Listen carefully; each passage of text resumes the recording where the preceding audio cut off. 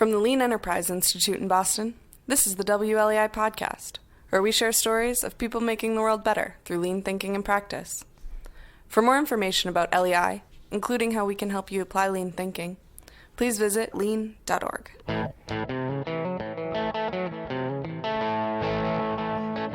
Roger Martin's terrific new book, When More Is Not Better, proposes tangible suggestions for broadening the economic gains from democratic capitalism. He critiques the concentration of wealth and power that decades of what he calls America's obsession with economic efficiency have generated, proposing tangible measures for business leaders, politicians, educators, and citizens to pursue. Welcome to WLEI, the podcast of the Lean Enterprise Institute. I'm your host, Tom Ehrenfeld, and in this conversation, I nudge Roger to explore lean-adjacent measures that complement his message. In other words, what internal, operational approaches might be considered in concert with his policy-based and systematic suggestions.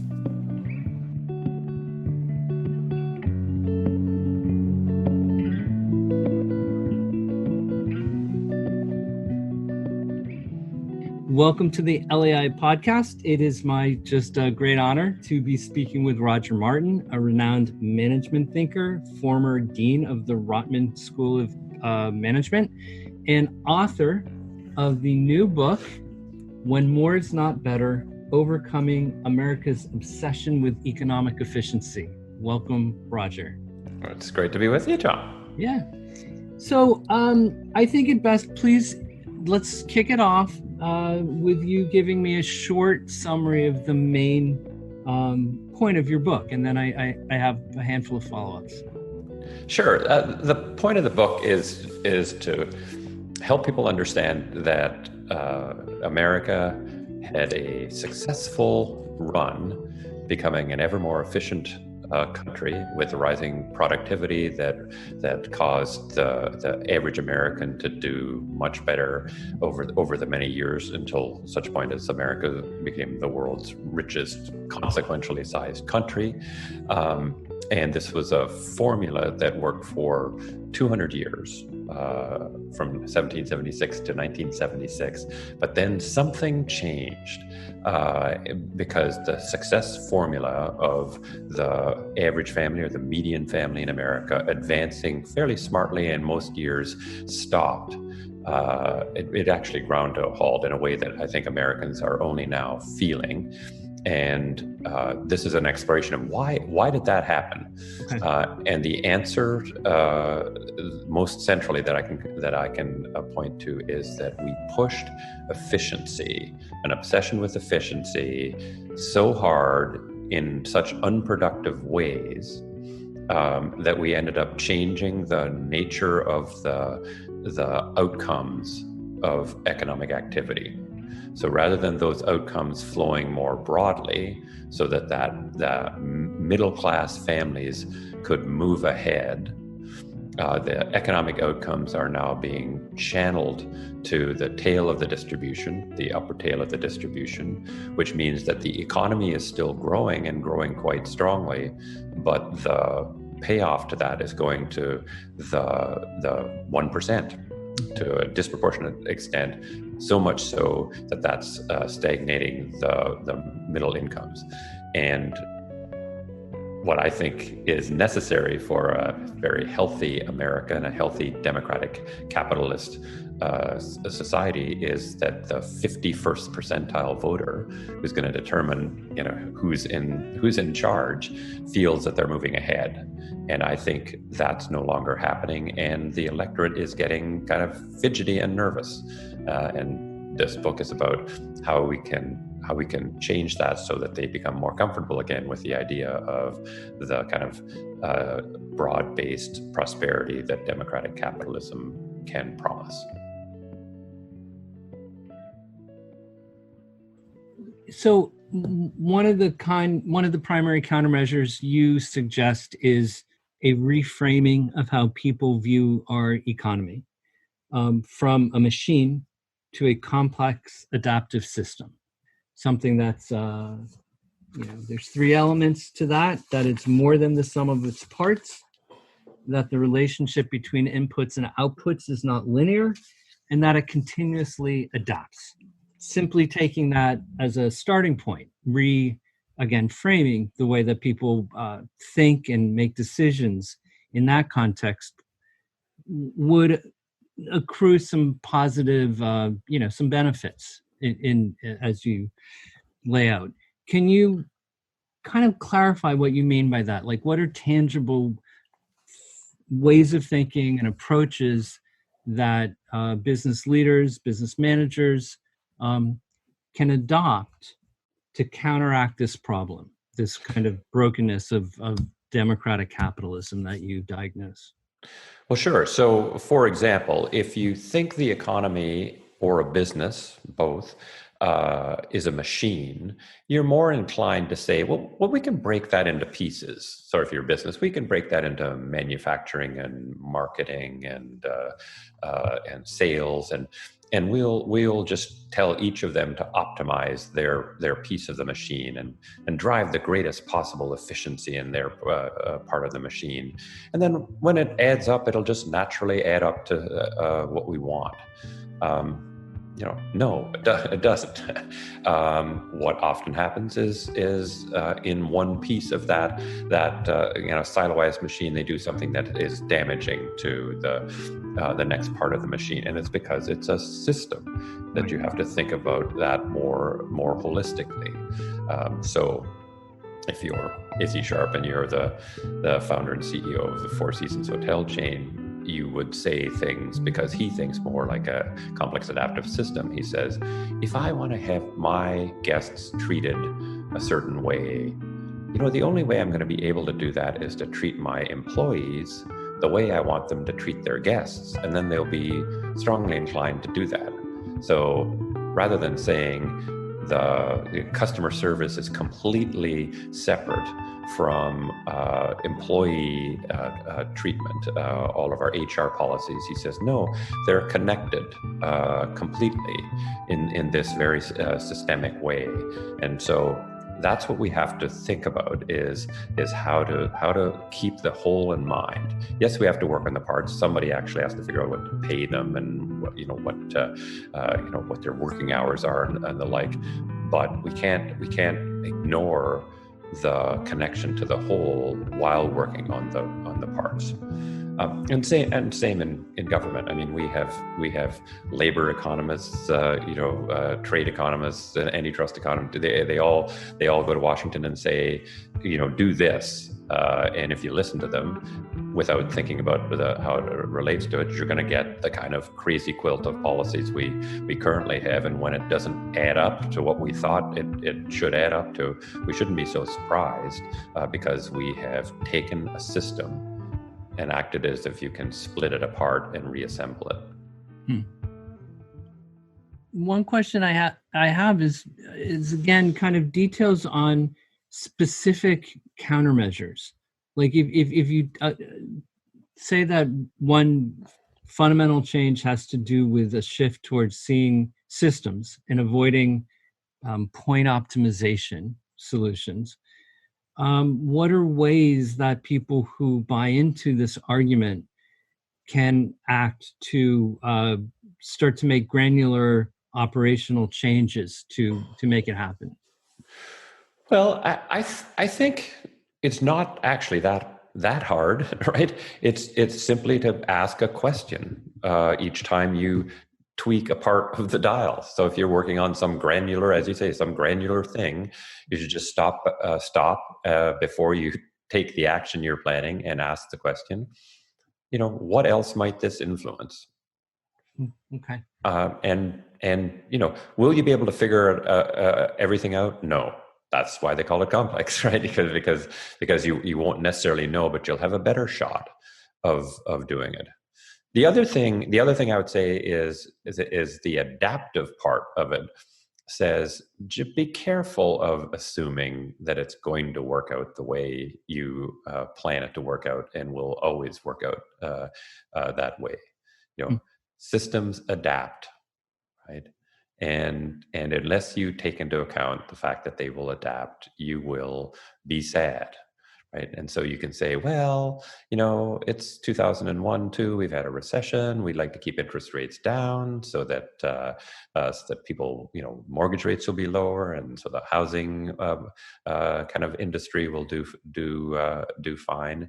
And if you don't imagine that, well, maybe there are going to be people who are going to jump in and adapt to that situation and start giving kind of subprime mortgages to everybody, regardless of whether they've got a job or have ever had a job or ever will get a job, and then off you go off a cliff in 2008-9. That's simply not thinking that anybody will adapt their behavior to the change you've made. So I think a thing that executives can do and politicians can do is just assume that there's going to be adaptation of a sort that they don't like to whatever they do, no matter how brilliantly designed it is, and recognize that they'll have to tweak and tweak and tweak.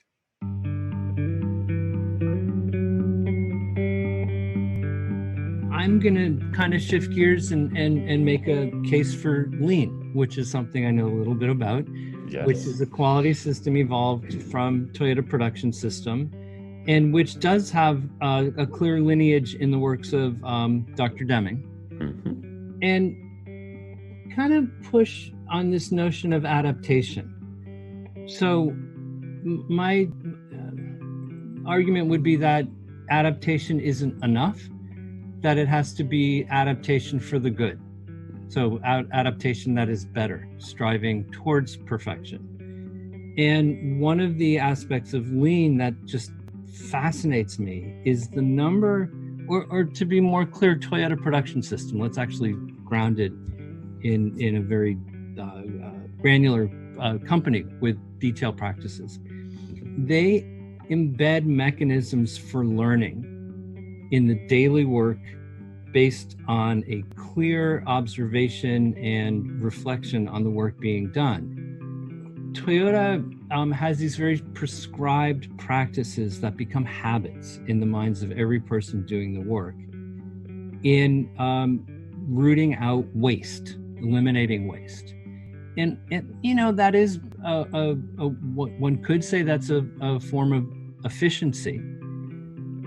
But in this context, I think it's very humanistic and based on the notion that asking anybody to do work that is not necessary and providing value to the customer is disrespectful and inhumane. And that the process of generating this kind of actionable knowledge about whether current work practices conform to standard work, defined as the best known way of doing the work, and instilling a culture where they have a process for exploring why there's a gap between what we're doing and what we believe is the way we should be doing it, is a kind of dramatic and powerful built-in mechanism for adaptation, aka learning.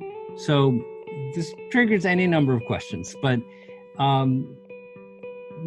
what do you think are tangible ways for companies to leverage the power of organizational, or what I'd call operational, learning?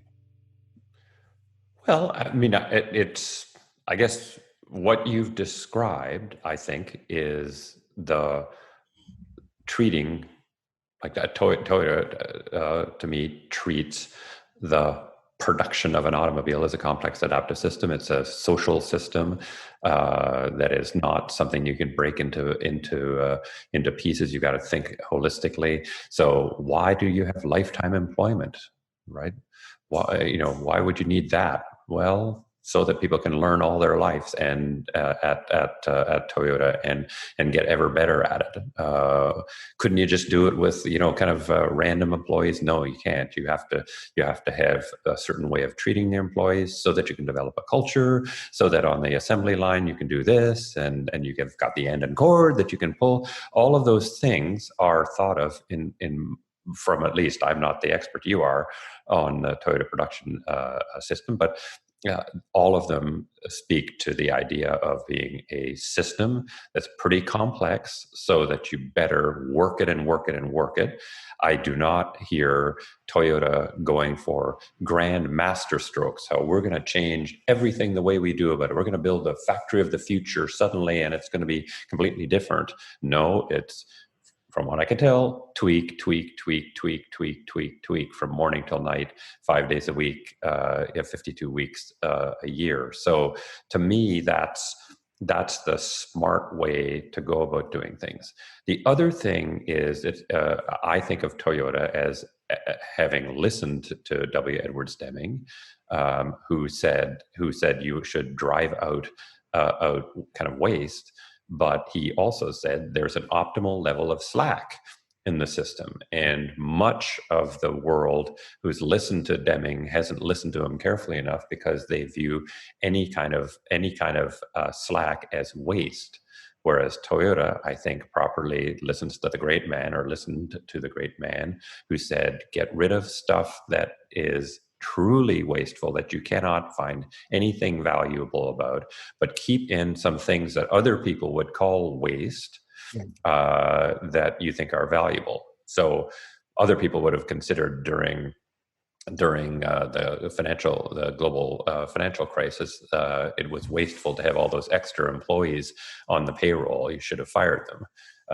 Toyota would say, no. Our great sensei W. Edwards Deming would say, you might want to keep them around doing useful things, because you will have just flushed down the toilet enormous value if you would dispense with them, like the other auto OEMs would have during that time. Well, in all due respect, I'm going to disagree with one thing, and that your book kind of gives Deming short shrift. You list him in the line of thinkers of Ricardo and Frederick Taylor, and you present him as kind of proof of a mechanistic model of efficiency. No, I don't. I just don't. I mean, I present him.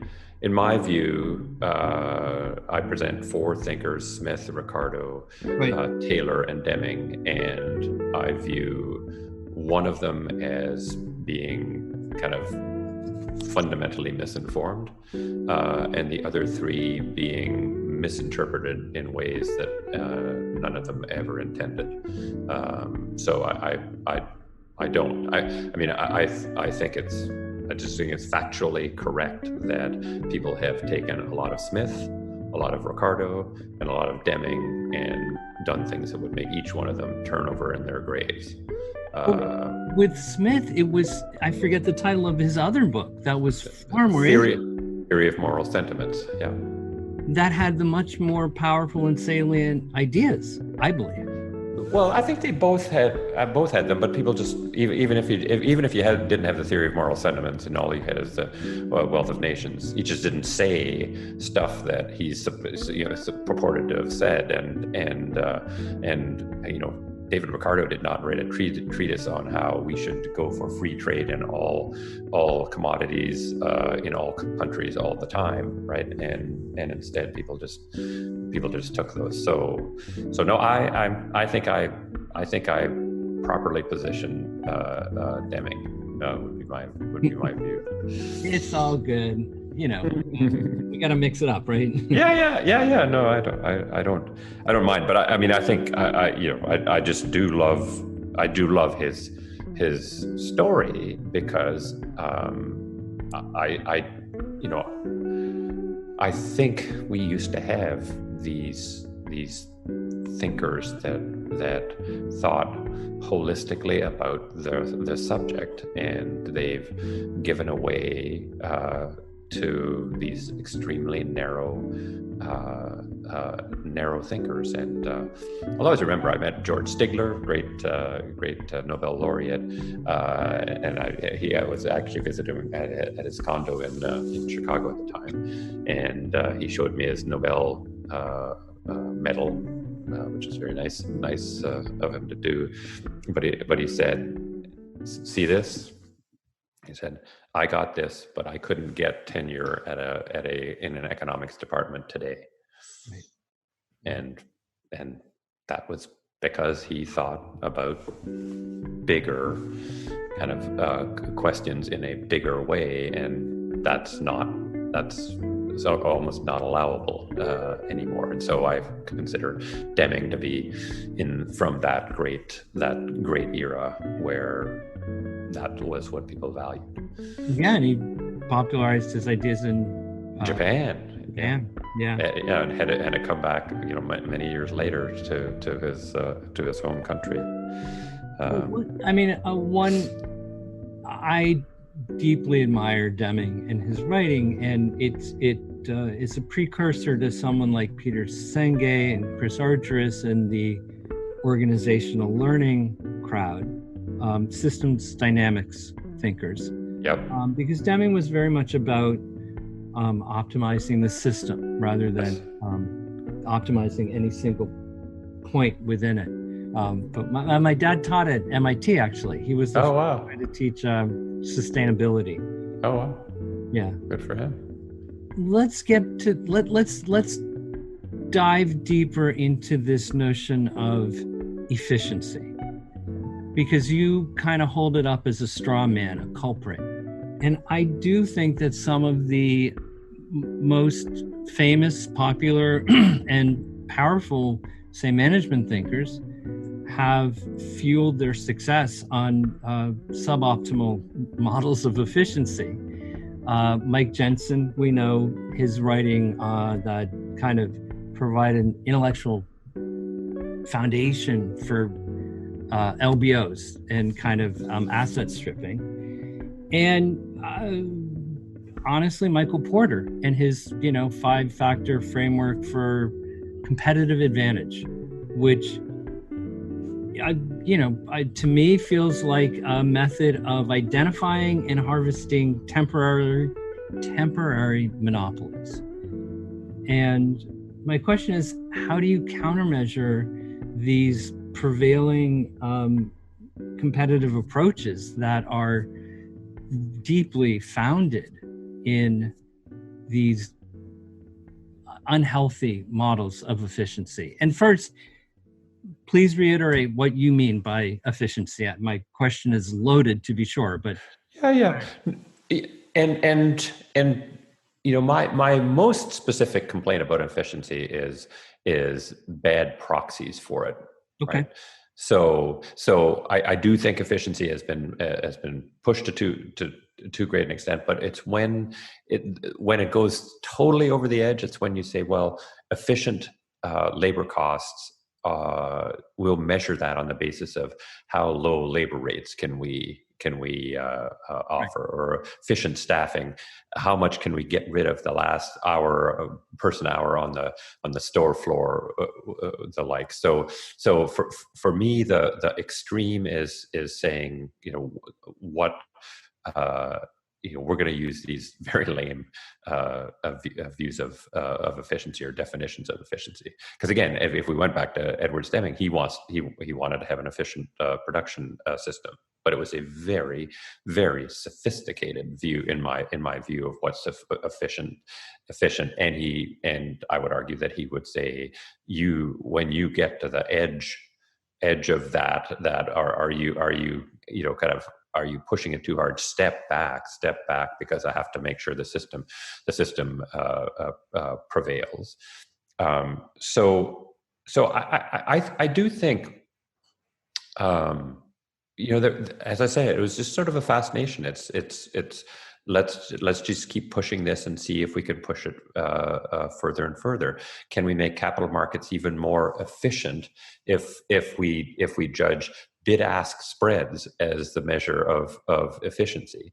And so, let's consolidate them into one big pool where everybody trades in that one big pool, and then the bid-ask spreads will be the narrowest possible. And yes, if we allowed people to trade all these complex derivatives products, that narrows the spreads even more, and transactions are ever more efficient. And then you get the global financial crisis, right? These massively efficient systems are fragile. And it's like, as I point out, the cute example kind of the almonds in California, right? It's super efficient to grow almonds there. But then there's things you've got to do to support that. You got to ship honeybees in from across the entire country for a 2-week pollination period, and then you wonder why they die on the way back home, and you have a crisis in that. Well, it's because you don't know what the impacts are of that super hyper efficiency.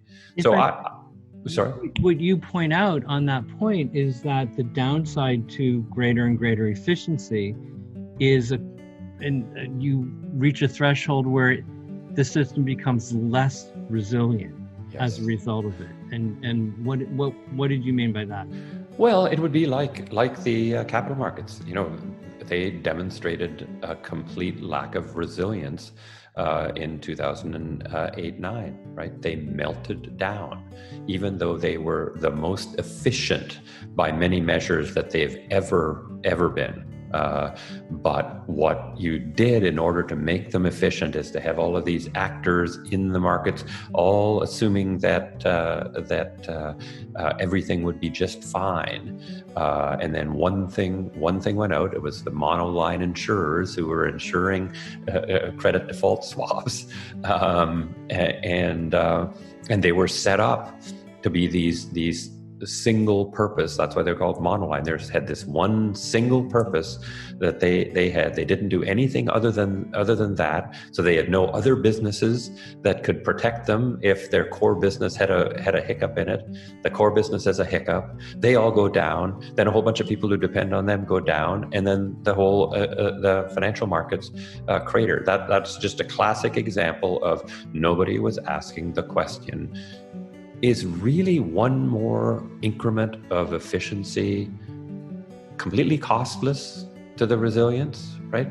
No, it was like, it's just good. Remember, the doctrine is more efficiency is better, right? And that's the doctrine that I want to get away from. Is efficiency bad? No, but I would want people to think, what is the price of that next increment of efficiency? And am I near the margins now? I'm out at the edge, and it is time to turn back.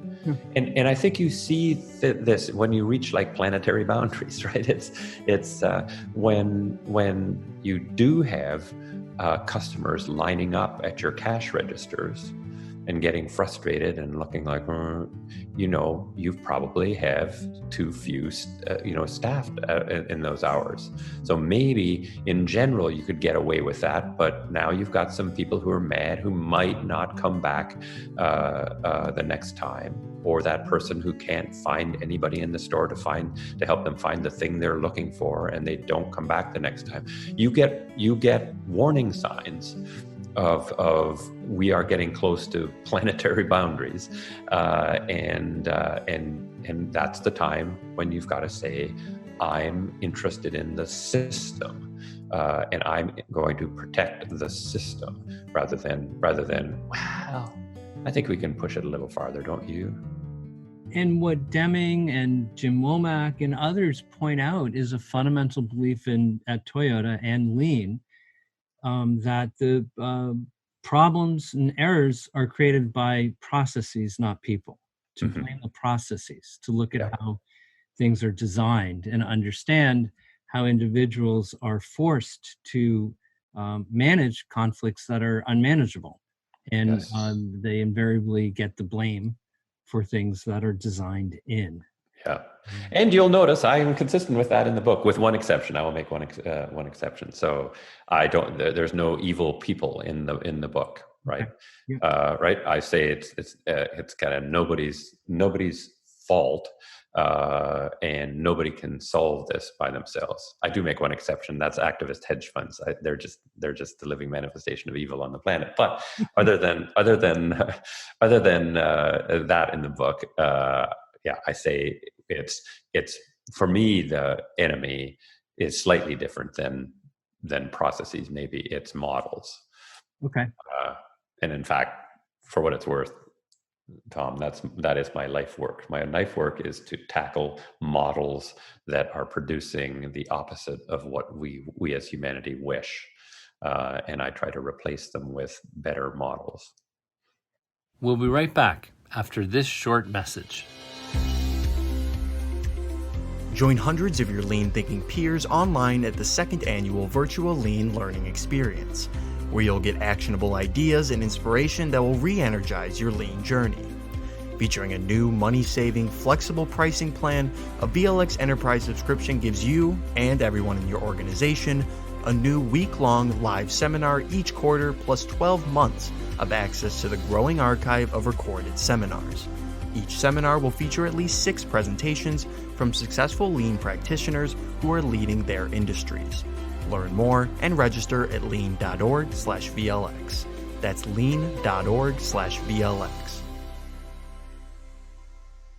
Again, one of the things that, I don't think I mentioned, I worked with Peter Senge and the organizational learning crowd, and really steeped myself in what they are about. And one of the reasons that Lean called out to me so strongly was this opportunity to learn about operational learning as opposed to organizational learning. Mm-hmm. Was the just huge appeal to me of these fundamental principles and methods of the system that generate knowledge, respect people, and automatically build in learning as the source of growth and adaptation. And I think these mechanisms, I think these are available to companies large and small. And I that's one thing I was reading your book for, was kind of advice and direction and ways that companies can not mechanize, that's the wrong word, but put into place habits and practices that address the problem you've identified of the hazards of democratic capitalism.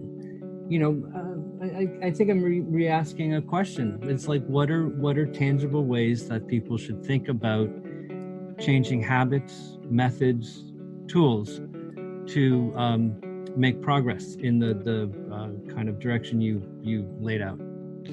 Well, I would say that if I could only give one piece of advice to any executive who is trying to kind of change the way this works for the better, it's just to have the following stance in life, in everything they do, which is the stance of, I have a view worth hearing, but I might be missing something. It's as simple as that. If in essence, when you say something to somebody else, you say it with that spirit, right? So you say what's on your mind. This is what I think, but then act is in a fashion of, but I might be missing something. So I would say to you, Tom, this is what I think. I think it's efficiency, and it's bad proxies for efficiency.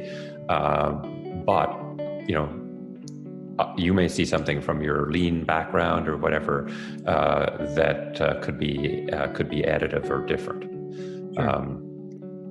If you do that, what you do is you get access to stuff that you don't know, right? You would tell me something I don't know, which I can then incorporate into what I do know, and then hopefully it's better off. You'll sort of feel like, this guy's kind of worth talking to because he's interested in what I have to say. He had an interesting point, interested in what I'm saying. Maybe I ought to respond in kind. Rather than say, as any fool can plainly see, you should do this, Roger. It would be, well, here's a thought, Roger. To what extent is that helpful? So that's it. It's the most powerful stance a person can take in the world. Now, most people don't think it is. They think the most powerful stance is as any fool can plainly see, blah blah blah blah blah. Right? I'm right, and since I'm assertive about my rightness, it means I'm a tough guy or a tough gal, and then I will get farther faster because I'm right and tough. And I think brilliantly, Chris Argyris demonstrated that will ensure that you're into single loop learning, not double loop learning, and you'll get stuck in kind of defensive routines that you never get out of. Absolutely, and it's I don't know if I'd say counterintuitive, but it's a method of behaving. It's a form of behaving that's just not rewarded in general by existing cultural organizations. No, I don't agree with that, Tom. I honestly don't. I just don't think it's tried. And why not? Because people are taught that you should assert your point of view so that it wins. Right. Just think about education. What do you get a check mark for? Asserting the right answer. And raising your hand first. Yes, to assert the right answer first. And if you get the wrong answer, you get a big red X. And so you producing on your own the right answer and asserting it to be the right answer is what you are taught from kindergarten onward. And as your education advances, you are taught more and more how important it is to argue your point, because instead of, you don't have to argue that 2 times 2 is 4 in grade 1, you just say it. But in whatever your philosophy, junior year kind of philosophy course, you have to read a book or 2 books and make an argument about what they say, and so you've got to argue how right you are. Right. So people just assume that's the way you're supposed to be, and they don't realize that there's a way more powerful way to be. But then they blame others. They say, "Well, if I do that, I will get beaten up. I'll get beaten to pulp." And I can't tell you how many times I've run this experiment with people to say, "Listen, all you have to do is start out with that stance for 5 minutes of the start of this tough meeting that you expect to have. 5 minutes where you go in with I have a view worth hearing, but I might be missing something. And after 5 minutes, if they're beating the snot out of you, well, get your fists up and start pounding away with your advocacy." And not every time, but virtually every time they come back to me and say, "That was the best conversation I've ever had. I couldn't believe the quality of the conversation. We came up with some really nifty ideas." And I said, "But I thought you thought the guy was a jerk." Well, no. It turns out he wasn't at all. Actually, he was, So it's simply people are trained to be one way, and they are scared, absolutely terrified to be any other way. And if you can convince them to try something else, they learn that what they've been taught all their life is not helpful. Yeah, I want to respect your time. Let's just circle back for a last question about this basic theme you're tackling in your book about when more is not better. And I guess is there anything that we've not talked about you felt was important in terms of, basically fulfilling the promise of your book in helping people apply it to the problem that you've identified? Well, one thing I would just that we didn't really touch on is this idea that the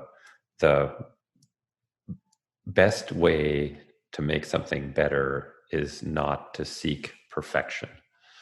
And I think the lean folks would I think agree, right? Which is if you're seeking perfection, you're going to try grand strokes. You're going to be frustrated. If instead you say, "I'm just going to improve a little bit, just a little bit." This is like Warren Buffett and the power of compound interest, right? If you improve a little bit,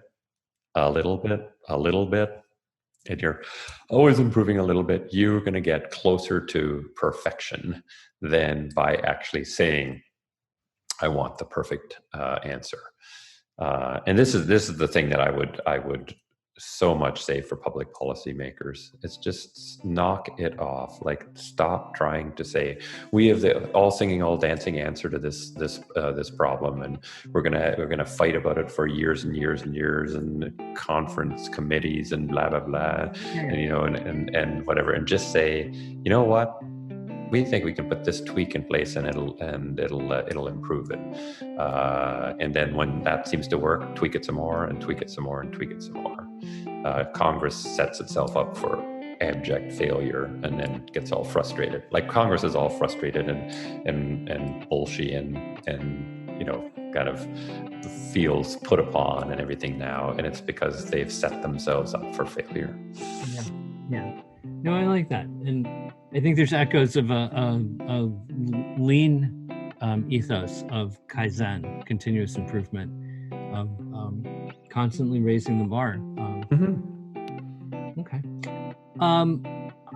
I want to wrap it up there. I want to remind people that your book is titled When More Is Not Better: Overcoming America's Obsession with Economic Efficiency by Roger Martin, published by Harvard Business Review Press. Get it? And thanks for taking the time, Roger.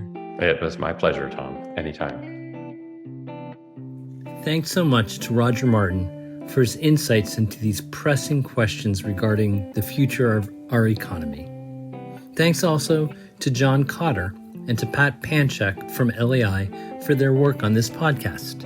And of course, thank you for listening to WLAI.